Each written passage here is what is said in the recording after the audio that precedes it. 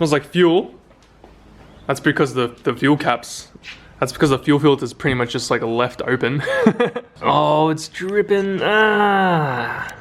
Welcome back, guys, to another adventure with Lachlan's cheap box MR2. He hates it when I call it anything but a normal working MR2, but you know what, Lachlan, I'm gonna call it whatever the hell I want because it's cooked as right now.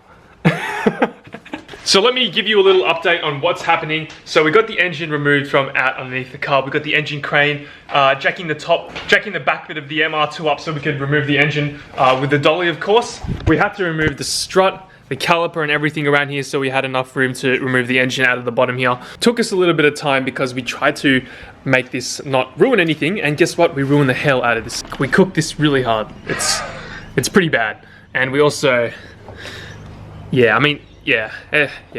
So the first thing that we noticed when we took the engine out of the MR2 out of the way so we could see it is that there are metal shavings all along the timing cover. So have a look at this. Look at that, we have metal shavings here, and that is not a good sign. So we're gonna take this cover off and properly have a look at it. And we already know from looking at it before, it was just kind of cooked there. Oh, dude, what's that? What the fuck? What's that? What the hell? Something lodged in there. Oh my God. I think we found our issue. I think we did. Maybe that's why it's seized. Yeah, no wonder. What? Well, it looks like something's gone and jammed up in there. Oh, okay, my prediction, Lachlan. Because you apparently have adjustable cam gears, right?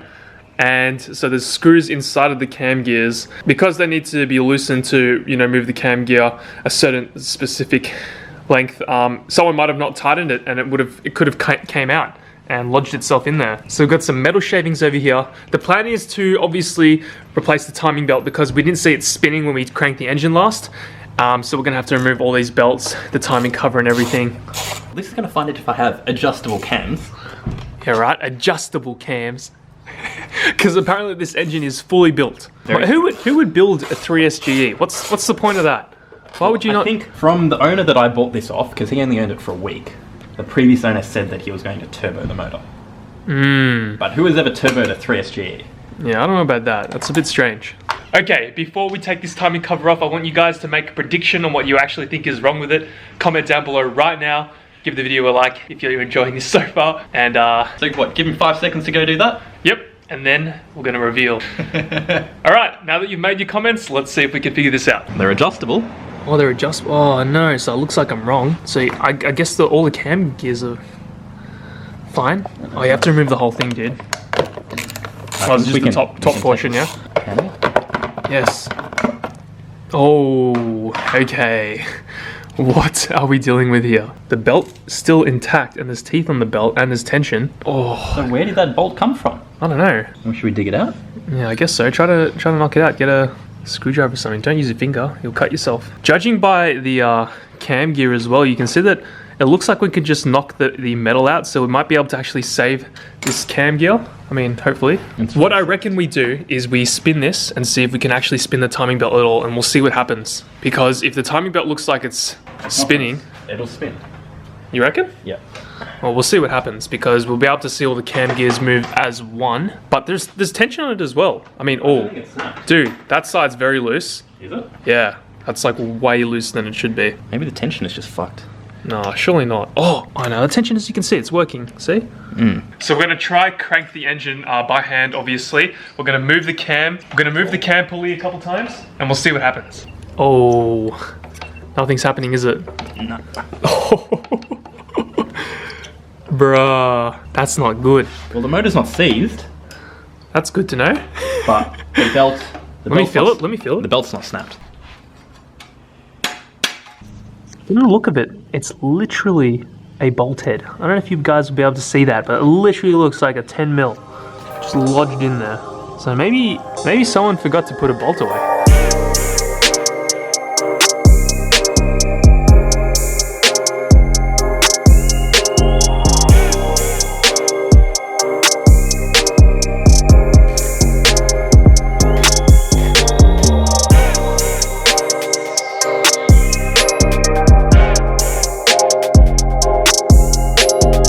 Okay, so I completely forgot. We need to take the transmission off in order to stop the bolt from spinning, the crankshaft from spinning, because obviously when you have the transmission still connected, you can't stop that flywheel from turning when you're cranking the engine. So in order to get the crank pulley off, this pulley off right here.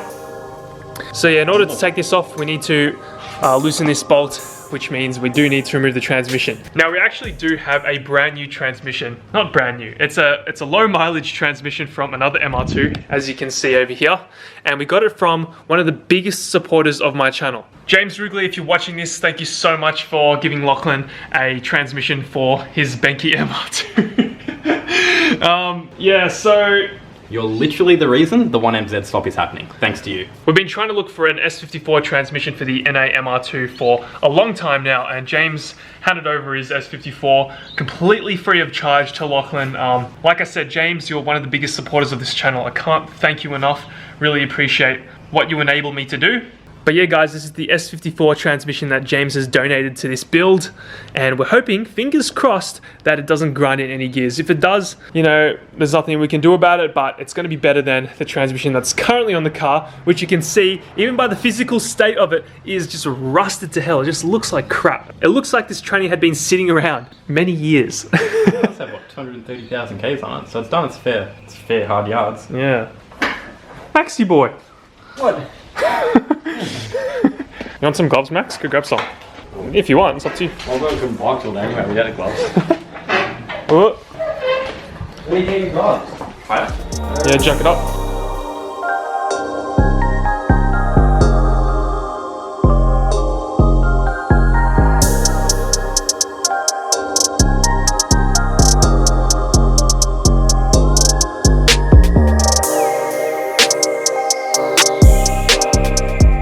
Max wants to lift this tranny up. Lachlan had the biggest struggle just lifting this up, Max. I hope it's not that. Oh, Oh, it's not that bad. Not that bad.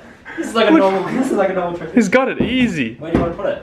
No, just leave it there. Do you want to get it washed out or not? Nah, just leave it there. So guys, we've got the transmission off and we have a clear vision of the clutch now. Looks like it's an Exceedy clutch. As you can see, I think it's, from what Max is saying, the pink ones are stage 1. So Lachlan had stage 1 clutch, but it didn't feel like it when it was in the car. It felt very spongy and it felt like it didn't really engage nicely. So I think the clutch is due for a replacement, but we're not going to even bother taking this off because there's no point, as the only reason why we need to take this transmission off is because we're going to be replacing it and also taking the crank pulley off. And in order to take this bolt off, we need the whole engine to stop moving. So we need someone on this side with a crowbar wedged in so the flywheel doesn't move as we spin the crank pulley. Well, that doesn't spin. So as you can see, as we spin this, the whole flywheel moves. There you go. So we need to stop this from moving. We need to stop that from moving so we can take that bolt out. We got the crank pulley out. Well, sorry, we got the crank bolt out, as you can see. All I did was get that bar, like I said, and hold it on the flywheel, just wedged into the tooth while we had Maxi Boy holding the engine from rocking over and Lachlan cranking the bolt off with the breaker bar and the cheater bar. Now what we're going to do is use this puller tool that we just bought. Look at this. Crank harmonic balancer puller set. Nice. Oh, it's going to pop off. Whoa, that was very easy, huh? The hell? Everything to crack on this car is very easy. Alright guys, time for the most exciting part. We're going to remove this lower portion of the timing cover off. Just a couple of 10mm bolts so we can see if the timing belt is actually snapped down there. We just need to figure out what the hell's going on underneath this cover. Alright, do we think the timing belt's snapped? Well, I think there's something wrong with something down there, but maybe it's still intact, who knows? But it wasn't spinning. Still intact. Oh, that is a big metal chunk. Oh, it is broken, look! It's cooked. It's still intact, but it's broken. That's exactly what I thought. All the teeth have been ripped off by the crank. You can literally see it. Look here. Oh, I don't want to pull that off. What? Look at the teeth. They're all being ripped off. Oh, look at that, boys. I guess we found our problem. So what's happening is because this is seized up, the whole belt can't move.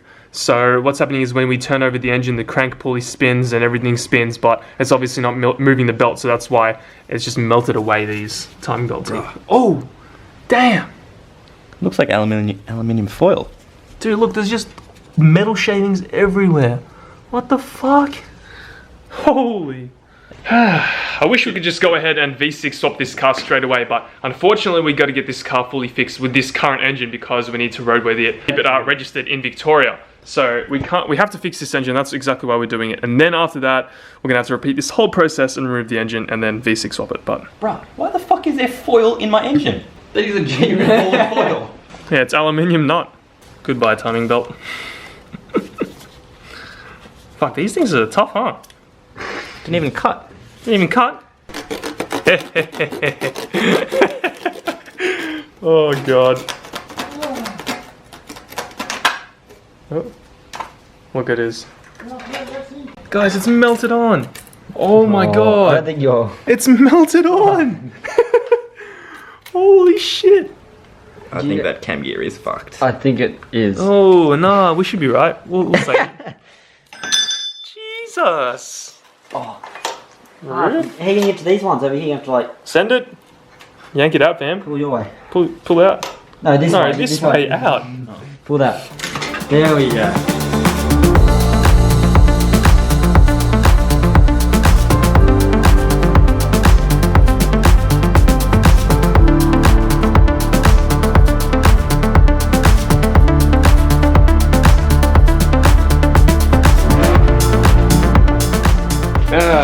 And we're back again, another day, and I need to explain to you guys a little bit better what actually happened and where we're at with this car. So, like we discovered, we found out that the timing belt was properly cooked, and that's simply because of that bolt that went into the cam gear. So you saw that bolt lodged in there. I've already removed it, but there was a bolt lodged in there, and that's pretty much completely ruined this cam gear. So you can see all the teeth there. We thought we could just knock all the aluminium out, but it seems like it's also like kind of melted away at some of the teeth. So we can't use this cam gear at all. So Lachlan's got a cam gear coming on order, an adjustable one just like this one, and we'll need to replace it in order to get this engine running again. So we're waiting on that part. But if you think about it, the only thing that stopped this engine from running was a singular 10mm bolt. How crazy is that? So there was a bolt, I think it was this bolt up here or somewhere down below, obviously came loose over time, wasn't put on properly, wasn't tightened down, and it just obviously came out and, you know, got caught along these cam gears. So because it seized up, what happened was obviously the crank still span the timing belt, and as it span the timing belt, what happened was because the timing belt was seized up in this area, it just kept spinning and didn't spin up, and eventually ground away at the timing belt teeth. So obviously that renders our timing belt completely useless, so that's why we've got a timing belt, and we're going to replace that as well. So unfortunately we can't do anything to this car until it actually has that cam gear. So we're waiting on that, and as soon as it comes, we're going to chuck the engine back in, get the car registered, and then begin the V6 swap. So exciting stuff happening. Hope you guys are enjoying this build. We've got more stuff coming on, of course, my MR2 as usual, so stay tuned. Anyway, thank you so much for watching. Drop a like if you enjoyed the video, subscribe if you're new to the channel, and I'll see you in the next one.